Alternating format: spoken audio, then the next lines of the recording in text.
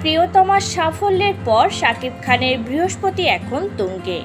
এই সিনেমার আগে একের পর এক ফ্লপ সিনেমার কারণেই অনেকে ধরেই নিয়েছিলেন শাকিবের ক্যারিয়ার বোধহয় শেষ।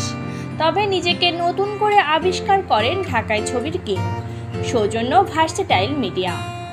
এই প্রযোজনা প্রতিষ্ঠানের কর্ণধার আরশাদ আদনান তার আগের সিনেমা সুলতানা বিবিয়ানার পরিচালক হিমেল আশরাফকে সঙ্গী করে নির্মাণ করলেন প্রিয়তমা। সিনেমায় শাকিবের নায়িকা ছিলেন কলকাতার রিধিকা পাল। তিনি একজন টেলিভিশন সিরিয়ালের অভিনেত্রী। মৌলিক গল্পের সিনেমাটি দেশে বিদেশে দাপটের সঙ্গে ব্যবসা করল। এরপরের কথা সবারই জানা। একই প্রযোজনা প্রতিষ্ঠান থেকে নির্মাণ করা হয় রাজকুমার। হিমেলের পরিচালনায় শাকিবের বিপরীতে ছিলেন মার্কিন অভিনেত্রী কোর্টনি কফি। সিনেমাটিও দর্শক মহলে হয় বেশ প্রশংসিত। গত ঈদে দাপটের সঙ্গে ব্যবসা করে। তখন থেকেই শাকিব খানকে নিয়ে নতুন এক গুঞ্জনের সূচনা। ভার্সেটাইল মিডিয়া থেকে বিগ বাজেটের একটি সিনেমা নির্মিত হবে। সেখানে এমন একজন নায়িকা থাকবেন যিনি কিনা কখনো কিং খানের সঙ্গে অভিনয় করেননি। যদিও প্রযোজনা প্রতিষ্ঠানের কর্ণধার বিষয়টি নিয়ে সরাসরি কোনো উত্তর দেননি। এবার শাকিবের সেই নায়িকার নাম জানা গেল। একটি ঘনিষ্ঠ সূত্র সংবাদ মাধ্যমকে জানিয়েছে, হাওয়া খ্যাত নাফিজা তুষি হতে যাচ্ছেন শাকিব খানের পরবর্তী নায়িকা। তবে সিনেমার শুটিং কবে নাগাদ শুরু হবে তা এখনও জানা যায়নি।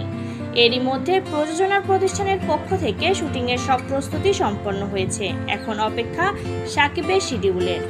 আরও একটি চমকপ্রদ তথ্য, এই সিনেমার মাধ্যমে পরিচালক হিসেবে আত্মপ্রকাশ করতে পারেন সময়ের দাপুটে প্রযোজক আরশাদ আদনান। হাওয়া আইসক্রিম নেটওয়ার্কের বাইরেতে দর্শক তুষিকে দেখেছেন। শাকিবের নায়িকা হওয়ার বিষয়টি তার জন্য চমকপ্রদ বটে।